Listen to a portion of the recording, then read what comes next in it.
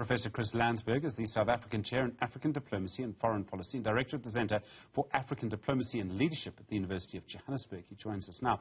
Professor, good afternoon to you. I suppose NATO's supporters, probably the West, would see NATO as having defeated the Soviet Union during the Cold War. Its critics will see it as bringing war to Russia's doorstep through Ukraine. How do you think we should assess NATO? I liked both your first intro and you almost amplifying it with a question, Stephen.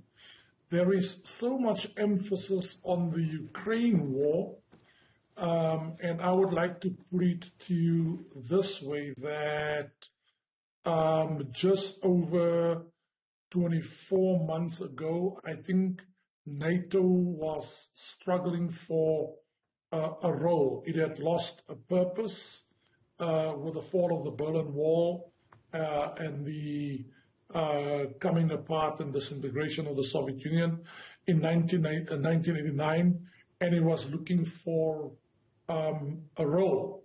I think it's fair to say President Putin didn't expect the war to go on for this long, but he inadvertently gave NATO a new raison d'etre, a reason for being. But what is so significant about the point that you're making, there is so much emphasis on Ukraine, even during the 75th Jubilee anniversary of NATO, that you wonder, is that the apex priority? What more than just Ukraine is there to NATO? In a nutshell, Stephen, I don't think NATO can lose this war. They're desperate to push Russia back. President Putin himself can't lose that war and currently seem to have the upper hand. And NATO is desperate for American support, which seemed to be finding itself in domestic political limbo, to say the least. Well, I mean, let me be critical of NATO for just a moment. I mean, you could argue, couldn't you, that it's really an extension of American foreign policy. And by American, I mean the United States. And that basically this is sort of, in a way, you know, it's sort of the European sort of arm of United States foreign policy is NATO.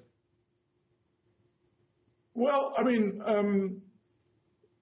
what is interesting about the speeches we've heard so far, particularly given the context of the uncertainty of whether President Biden will get the go-ahead from Congress to release the massive amounts of weaponry, war machines, financial resources to NATO. That NATO has long been seen as an extension of American foreign policy with justification.